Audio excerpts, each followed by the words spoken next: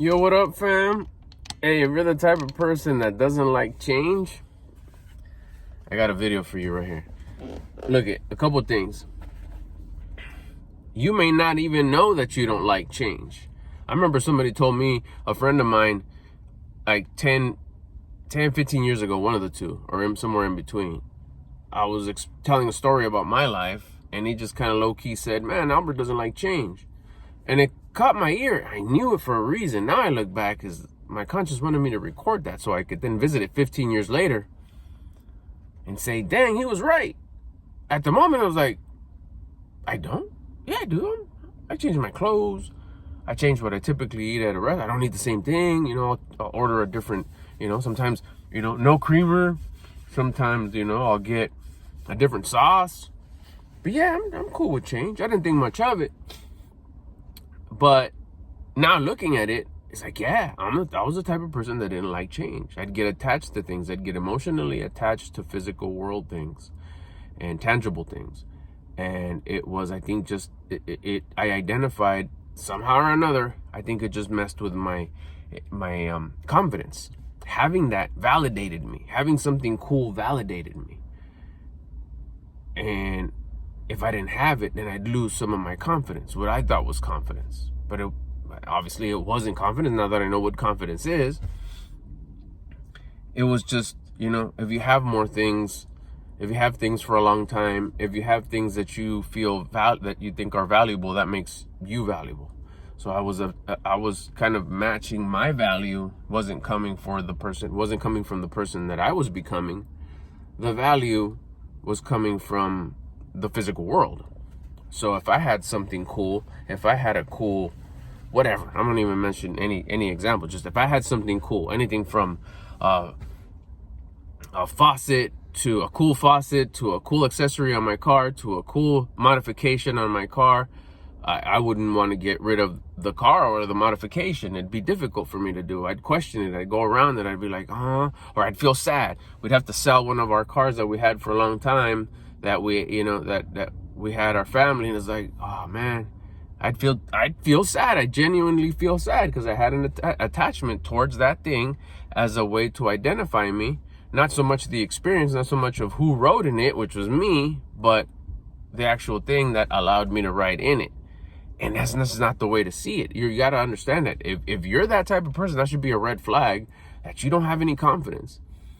You're identifying yourself with external things. Therefore, you don't want to get rid of them. You don't want to move.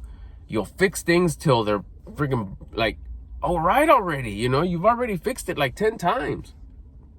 I challenge you. I would challenge you. Now I do it for me. Switching rooms, like swap out rooms. Change color of a room. Some things not so much, like change haircut. I was always down with like trends and stuff, but I got allergies. I feel tickles in my nose, sorry. I don't know if this happens to you, but my back gets itchy when my allergies kick in right now. Dang it. So I'm gonna muscle through these. So yeah, like little things, like I said, like, let's change out the sweatshirt. Like even that, if it's a really cool sweatshirt, like, man, I love the way this sweatshirt fits. And I haven't, for example, because I haven't had this one for very long, but that would be the old me. Oh no, but I've had it for a while. I like the way it fits. It's cool. I like the color. It makes me feel comfortable. There's that comfortability thing again. But I've had it for so long, that's the wrong way of thinking. Like I said, changing colors in the room, getting rid of, like, changing curtains, like changing the faucet. Like how many times really are you going to repair the washer before you just freaking get a new one? Then it kind of boils down to another thing too. Is like, yeah, but fixing the washer is going to cost me like $30 because I could do it myself. And a new washer is going to cost me, I don't know, if you got shops that sell refurbished stuff, anywhere from $150 to whatever, $1,000. Whatever the cost. More than $23. Then there's a couple of things you could dissect that with. One, are you doing it because you're tight on cash right now and you're working on becoming more valuable? Or you just don't like change? I'll tell you what, they're related. If you were to start working on yourself, you'd you'd appreciate change, you'd love change, you'd enjoy change, you'd seek change, and you'd have more money to buy things. The reason why you don't have money is because you've made that world, that reality, because of your habits. The reason you don't like change and you have the same things all around you that you've had for 50, 100 years is because of your habits. You change your habits, you'll change your world. You'll change your reality. You'll have the money to buy the new washer. Yeah, maybe refurbished because you're on your way. You're not getting the $1,000 washer. You're going to get the $225 washer that's refurbed from the shop, local shop. Matter of fact, you're keeping it local. You're helping the local shop. You don't ask for a discount. You don't nickel and dime them. You may ask. There's a difference of asking, hey, does these ever go on sale? That's a mindset shift. That's a whole different video. This is for change. I'm not telling you this, you should like change. What I'm trying to tell you is to share with you the tip that I'm trying to give you on this video is if you don't like change, that means you're identifying yourself with the physical world, with the physical things that you have. That's what was happening to me. Once I realized that, and it came by working on myself, starting the process of becoming the version of me that I would respect and admire. I started elevating. Within a few months of starting that, weeks even, it's like, oh my God, I don't like change. Why? Why do I trip on that? And even my wife, Suhey, tripped out that, like something broke or something wasn't working. And she's like, can you fix it? I was like, get a new one. And she even kind of like, what? Like, well, can you fix it till I find one? Because I just don't want to get one without searching for one or shopping for one that I really like. I don't want to get one on the hurry upness and then just settle. Like, okay, I'm not fixing it because we're going to keep it for another 500 years. I'm going to fix it. And the probably fix will last 500 years because it's not difficult to fix. But I think we've had this for like 15 years. Isn't it time to kind of change it just so it looks different? She just kind of gave me I've been trying to tell you that for years. Like, I know. This just came from a low-level attitude. My attitude was low. Once I elevated my attitude, elevated my thoughts, elevated my feelings, elevated my actions, elevated my habits in that order, my surroundings started to change. Now, actually, I look for things that make me uncomfortable. Getting rid of things makes me uncomfortable. It's like, I don't want to. Like, really? Those pants that she got me? Yeah, okay, cool. Let's put them on now. Really? Those shoes? But I don't want to dirty them. Perfect. I'm wearing them today.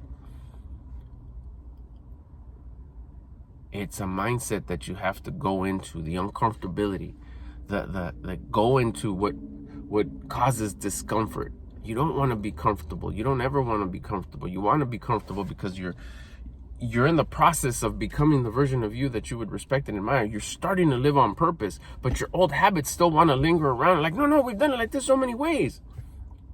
You're switching back and forth. You're driving on this side of the road, then on this side of the road. On this side of the road, then on this side of the road. And if you notice, what are you doing? You're going in circles. That's called wasting time. The second most valuable thing that you have. The most valuable thing that you have is your attitude, your energy. Now you're wasting time too. Now I look for things that make me uncomfortable.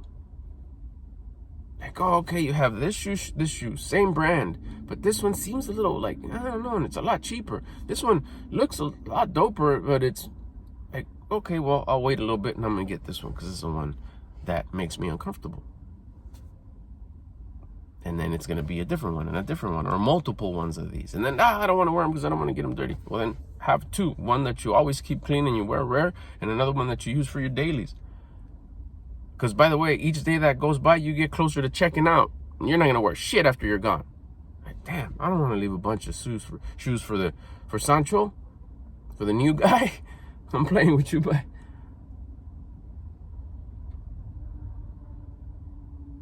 you probably won't have the same size shoe as me. Anyways, I'm fun size. He'll probably be like a size 12 when I'm rocking a 9. I get it. But, kidding aside, you got to do those things that are making you uncomfortable, such as change. We don't like it, and it's not like, oh, that's just the way I am. No. Well, yes and no.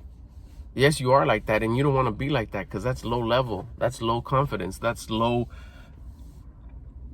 energy. That's low attitude. You don't want to live there. That's not a place to be. Remember, you're working on improving yourself. You're working on becoming better. You're working on becoming the better version of yourself. The version of you that you would respect and admire. You'd admire a person who has the same refrigerator for 500 years? I'm exaggerating when I say 500 years. I hope you understand that, you know. Okay, you could only repair it so many times.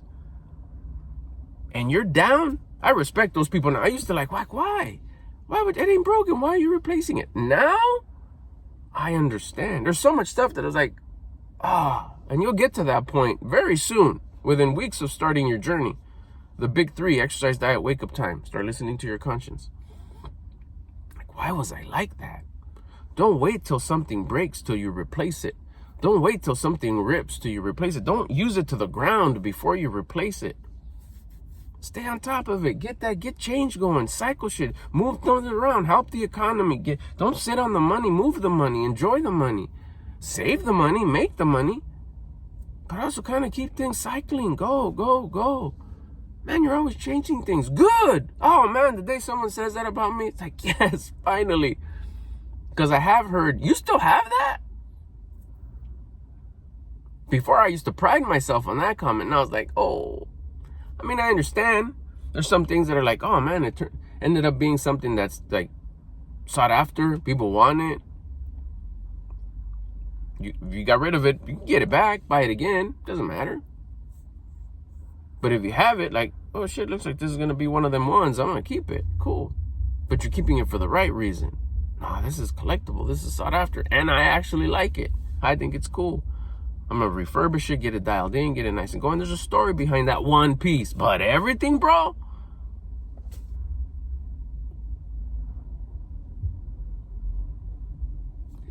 If you don't like changing things around, it's not that you should stop doing that, because then you're not going to the source of the problem. The source of the problem is you have no confidence. You're living in a low level, low attitude, where you're identifying yourself by the external physical world, things that you have, as opposed to identifying yourself with your confidence, the person that's disciplined, the things that you've done, the difficult roads that you go through, the adversity that you make yourself go through. You make yourself do those tough things. That's who you start identifying yourself with, because you did those things that you didn't want to do when you didn't want to do them. Most people don't want to do the things that they don't want to do when they don't want to do them. And even you knew that you should. They do too, but they won't do it. But you did. You did do those things. That's what builds discipline. That's what gives you that pride of you. Identify yourself with that discipline. That's why we're gifted that confidence. I'll get you guys on the next one. I'm gone.